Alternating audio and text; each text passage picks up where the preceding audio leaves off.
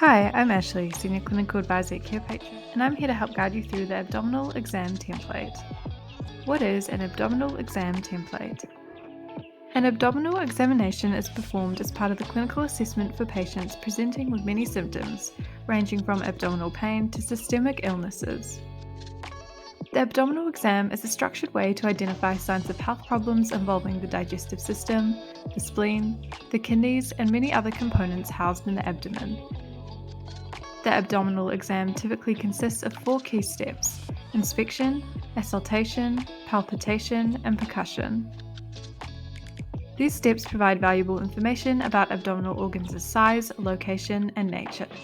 They may even help detect abnormal masses, sounds, or sensations indicating a health concern. The exam can increase accurate diagnoses, guide further diagnostic testing, and help formulate a comprehensive management plan to effectively treat patients.